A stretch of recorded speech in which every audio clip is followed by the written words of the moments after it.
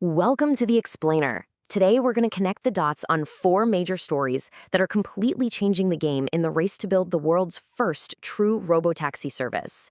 Okay, so let's just dive right in because a whole lot just happened all at once.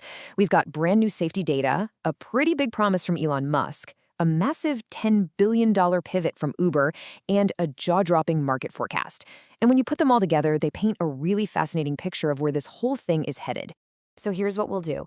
We're going to unpack the latest safety numbers, get clear on what's happening with Tesla's older hardware, break down Uber's super surprising new strategy, and then we'll look at the almost unbelievable size of the prize that everyone is fighting for.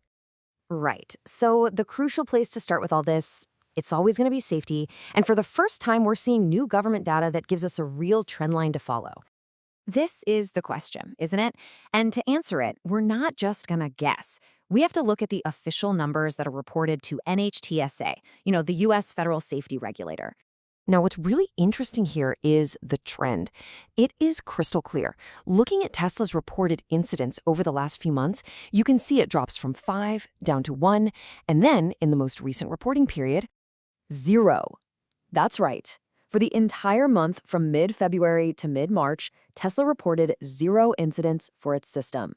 That's a huge data point. It shows just how fast this stuff is improving. But hold on, we have to be careful here. The source material is very, very clear that comparing Tesla directly to a company like Waymo, well, it's kind of tricky. You see, Tesla's system is still technically an advanced driver assistance system, or ADAS. It needs a human paying attention. Waymo, on the other hand, runs a true automated driving system, an ADS, with no driver at all. So they're just fundamentally different right now, operating in totally different ways.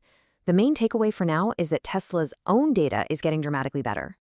So, okay, the software is getting better and better, but that immediately brings up this huge question for the millions of Tesla owners who already bought the full self-driving package on their older Hardware 3 cars.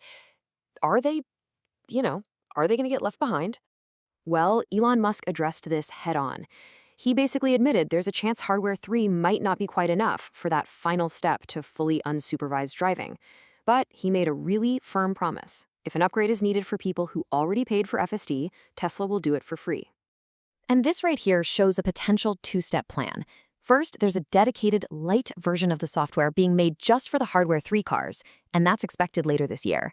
Then second, the source speculates that for a future hardware upgrade, they might just leapfrog straight to the next-gen AI 5 computer, which would be a massive, massive jump in performance. Okay, let's shift gears to our third story and see how this all connects. Because while Tesla is laser-focused on its software and hardware, a giant in the ride-hailing world is making a move that, frankly, nobody saw coming. $10 billion. That is the insane amount of money Uber has reportedly committed to pivot its entire business toward owning and operating its own fleets of robotaxis. I mean, this is a massive reversal. Uber built its entire empire on being asset light, right? They were just the app, the middleman connecting riders and drivers. They didn't own the cars. Now they're going all in on being asset heavy, planning to spend $7.5 billion just to buy the cars themselves.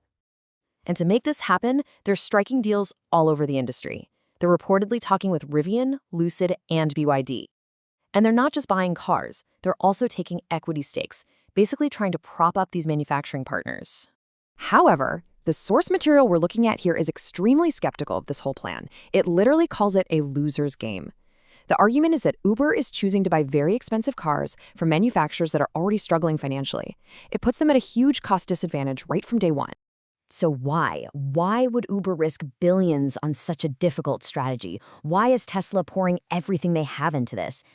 Well, it's because the size of the potential market, it's almost too big to even wrap your head around.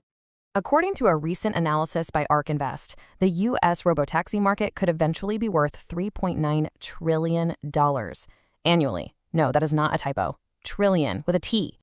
And the key here is to understand what they mean by an equilibrium market. This isn't just about replacing your Friday night Uber ride. This forecast is based on a fundamental shift where millions of people just stop buying cars, period, because robotaxis become so much cheaper, easier, and more convenient. And this massive growth comes from two main places. The first, as we said, is just people ditching their personal cars. But the second one is something called demand elasticity. And what that means is when the cost and the hassle of travel just plummet, people will simply travel more. Think about those trips that were once too expensive or just too much of a pain. A 6-hour drive instead of a flight, suddenly that becomes easy and productive. So when you connect these four stories, you've got the safety data getting way better, you've got the technology path forward, you've got these massive corporate investments, and you've got the sheer size of the market. It's clear this is no longer a question of if, but when. The race is on, and the implications are probably going to be bigger than any of us can really imagine.